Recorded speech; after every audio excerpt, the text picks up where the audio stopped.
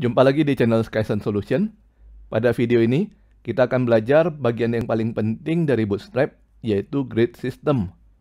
Grid System ini akan membantu kita untuk melakukan layouting atau pembagian ruang pada halaman situs kita. Grid System ini juga yang mengatur sifat responsif dari situs kita. Sebagai contoh, pada device dengan ukuran layar besar, kita menampilkan konten dalam 4 kolom. Sedangkan di layar ukuran menengah kita menampilkan konten dalam 2 kolom. Dan pada layar kecil kita menampilkan konten dalam 1 kolom.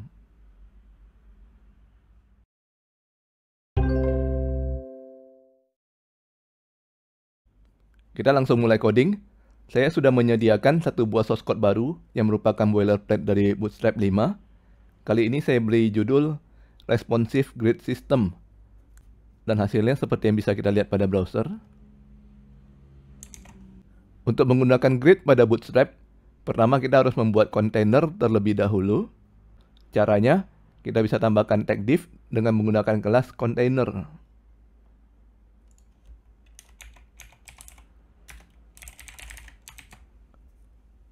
Gunanya untuk apa? Sesuai dengan namanya ya, kontainer adalah sebuah wadah untuk menampung konten. Seluruh konten Bootstrap harus berada di dalam kontainer, termasuk navbar yang telah kita pelajari pada video sebelumnya. Kalau kita lihat kembali ke dokumentasi Bootstrap mengenai navbar,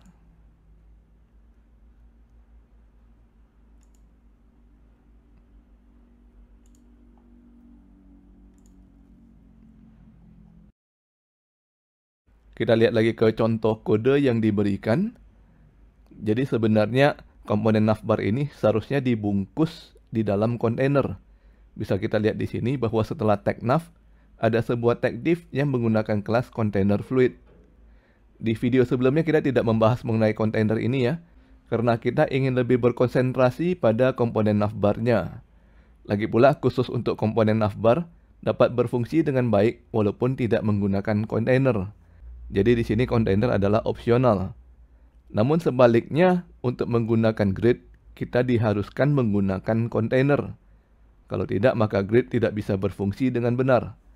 Jadi pada awal video ini kita akan membahas terlebih dahulu mengenai kontainer. Nah, berhubung semua konten harus dibungkus menggunakan kontainer, maka kita pindahkan tag H1 ke dalam kontainer.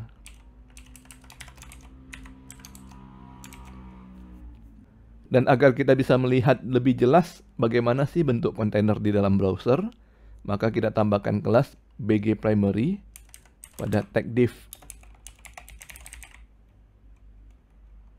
Kita simpan dan refresh browser.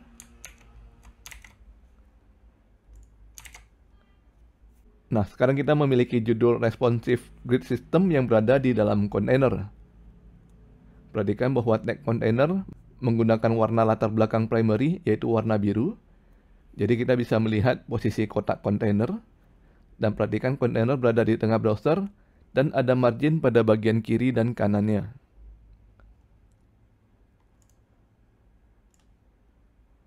Pada saat saya mengecilkan kontainer, ukuran kontainer masih tetap sama, hanya margin yang berubah. Namun pada saat mencapai breakpoint, ukuran kontainernya berubah. Setelah itu tetap lagi hanya margin yang berubah hingga ke breakpoint berikutnya.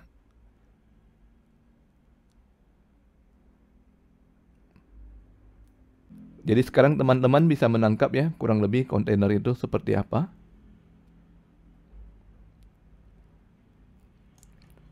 Pada Bootstrap ada dua jenis kontainer. Yang pertama adalah kontainer biasa seperti yang kita lihat barusan, yang berfungsi untuk meletakkan konten pada tengah layar dengan ukuran fix berdasarkan breakpoint. Kontainer yang kedua adalah kontainer fluid yang berfungsi untuk meletakkan konten di seluruh layar browser. Sebagai contoh, kita ubah nama kelas kontainer pada tag div menjadi kontainer fluid. Kita simpan dan refresh browser. Sekarang perhatikan bahwa warna latar belakang biru berada dari ujung kiri hingga ujung kanan browser. Dan apabila kita mengubah ukuran browser, maka warna birunya tetap mengikuti ujung browser.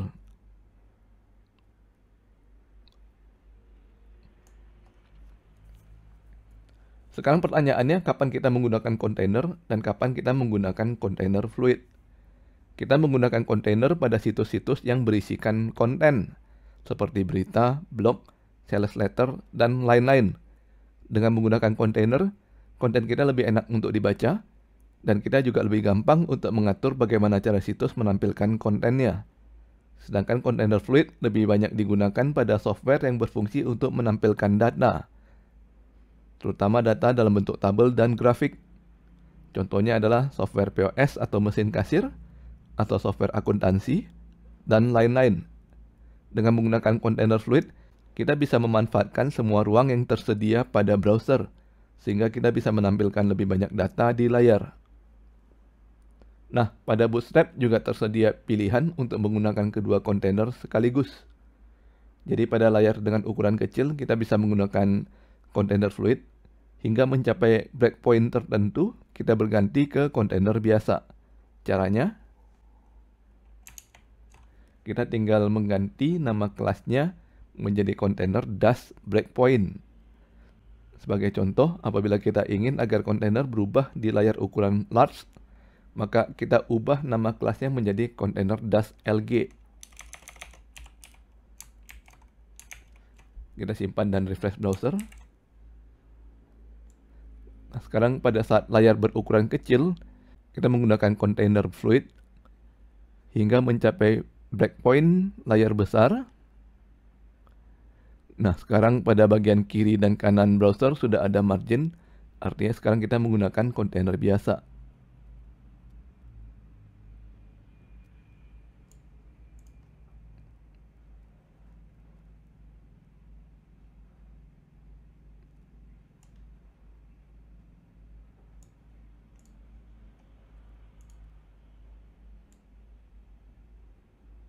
Kita kembalikan dahulu kelas kontainer ke versi biasa, dan kita hapus BG primary. Selanjutnya setelah kontainer, kita memerlukan kelas row untuk menandakan setiap baris di dalam grid. Kita tambahkan div dengan kelas row setelah tag H1.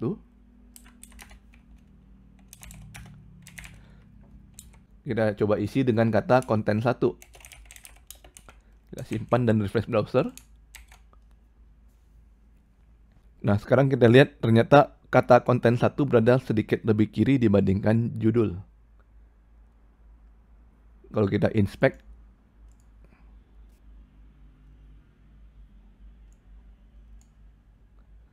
ternyata pada kelas row terdapat negatif margin baik di bagian top, right maupun left.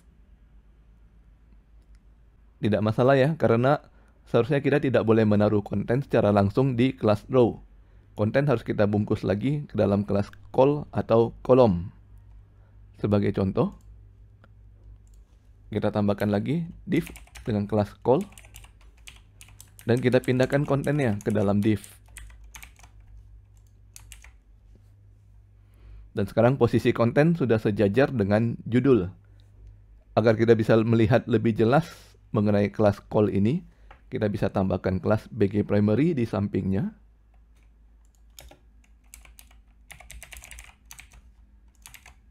Jadi sekarang kita bisa melihat kolom kita dengan warna latar belakang biru. Kita review balik ya. Jadi untuk menggunakan grid system, yang pertama kita harus menggunakan kelas container sebagai wadah untuk menampung seluruh konten. Yang kedua, kita harus menggunakan kelas row untuk menandakan setiap baris dari grid. Dan yang terakhir, kita harus menggunakan kelas call untuk menandakan setiap kolom di dalam baris. Selanjutnya, bagaimana bila kita ingin menambahkan kolom berikutnya pada baris ini? Kita tinggal copy isi div call dan kemudian kita paste. Kita ubah warnanya misalnya menjadi BG secondary. Dan kontennya menjadi konten 2. Kita bisa melihat bahwa sekarang kita memiliki 2 buah kolom dengan warna yang berbeda, dengan ukuran masing-masing setengah kontainer. Sekarang kita copy seluruh isi dari div row dan kita paste di bawahnya. Kita membuat baris baru dan kali ini kita ingin agar kontennya terdiri dari 3 kolom. Jadi kita copy lagi div call dan kita paste di bawahnya. Kita ubah warna backgroundnya menjadi BG Danger dan kontennya nomor 3. Kita simpan dan refresh browser. Sekarang kita sudah memiliki baris kedua yang terdiri dari 3 kolom. Kita bisa melihat bahwa kelas call bisa secara otomatis membentuk 3 kolom yang ukurannya sama besar. Jadi kita tinggal tambahkan saja div call sebanyak yang kita butuhkan dan grid kita bisa dibuatkan secara otomatis dengan syarat ukurannya sama besar ya. Bagaimana kalau kita ingin mengatur sendiri ukuran dari masing-masing kolom? Sebagai contoh, kita copy lagi div row yang terdiri dari 2 kolom. Dan kita paste sebagai baris ketiga. Kita bisa menambahkan nilai 1 hingga 12 setelah kelas call untuk menunjukkan berapa lebar dari kolom tersebut.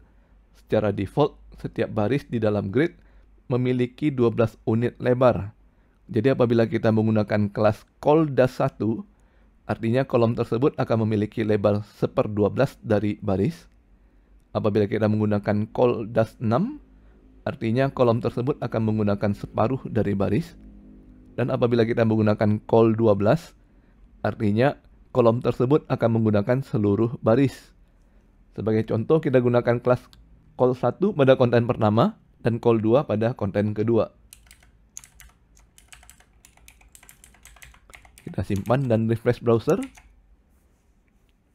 Kita bisa melihat sekarang kita sudah memiliki baris ketiga dengan kolom pertama yang hanya menggunakan 1/12 ukuran baris dan kolom kedua yang menggunakan 1/6 ukuran baris.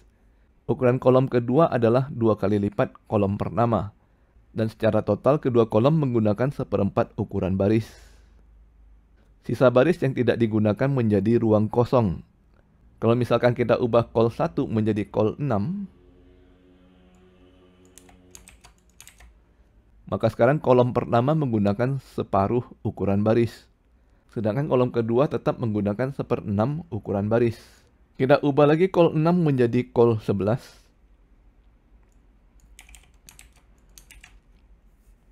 Nah, sekarang perhatikan bahwa kolom pertama sudah menggunakan 11 dari 12 unit baris. Di sebelah kanannya ada 1/12 unit kosong. Dan berhubung kolom berikutnya berukuran 2 unit, di mana sudah tidak muat karena satu baris hanya terdiri dari 12 unit, maka kolom kedua secara otomatis dipindahkan ke baris berikutnya. Bagaimana bila kita ingin agar kedua kolom harus berada di baris yang sama? Maka kita harus menghitung ulang total lebar seluruh kolom agar nilainya 12. Misalkan kolom pertama kita ubah menjadi call 10. Artinya kolom pertama berukuran 10 dan kolom kedua berukuran 2, totalnya 12. Maka kedua kolom ditampilkan dalam satu baris penuh. Jadi kurang lebih begini ya cara kita melakukan pemrograman grid menggunakan Bootstrap. Pertama kita tentukan dahulu satu baris hendak kita isi dengan berapa kolom. Kemudian kita atur lebar dari masing-masing kolom dengan total lebar harus 12 unit. Sehingga grid bisa menggunakan seluruh lebar baris yang tersedia. Sekarang kita masuk ke bagian terakhir dari grid system. Kita hendak membuat grid yang bersifat responsif. Kita ingin agar konten kita ditampilkan dalam 4 kolom pada browser dengan ukuran besar, 2 kolom dengan browser yang berukuran menengah, dan 1 kolom pada browser berukuran kecil. Untuk itu kita bisa mengatur ukuran call dengan menambahkan breakpoint. Kita tambahkan div baru dengan kelas row.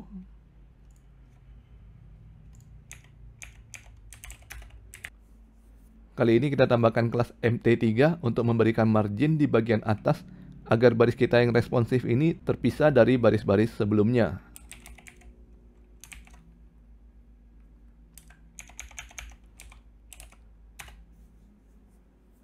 Setelah itu kita buat div baru dengan atribut class. Nah, kita mulai dari yang paling kecil terlebih dahulu ya. Untuk device berukuran kecil, maka kolom kita menggunakan satu baris penuh. Artinya lebarnya adalah 12. Jadi kita tambahkan kelas call12. Setelah itu pada device berukuran medium atau menengah, kolom berukuran separuh baris. Artinya separuh dari 12 yaitu 6. Kita bisa tambahkan lagi kelas call dengan breakpoint medium berukuran 6. Maka nama kelasnya adalah col-md-6. Dan kemudian untuk device dengan ukuran besar, breakpoint yang kita gunakan di sini adalah extra large atau XL. Ukuran unitnya adalah 12 dibagi 4. Maka kita tambahkan nama kelasnya col-XL-3. Kita tambahkan kelas warna BG primary. Lalu kontennya kita tulis responsive 1.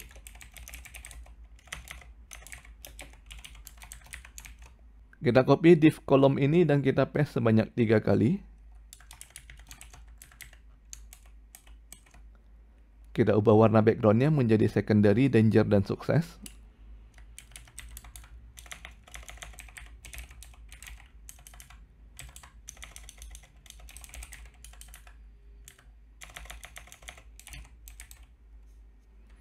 Lalu kontennya juga kita ubah menjadi responsif 2, 3, 4.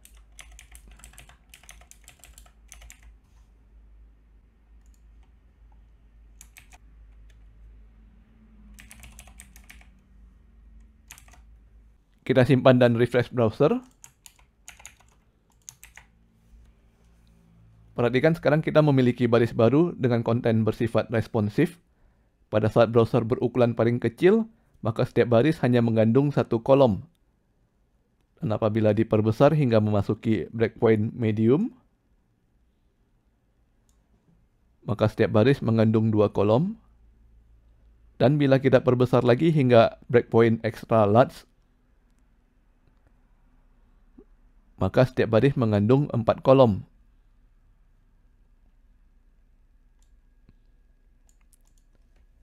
Oke, sampai di sini dulu video kita kali ini.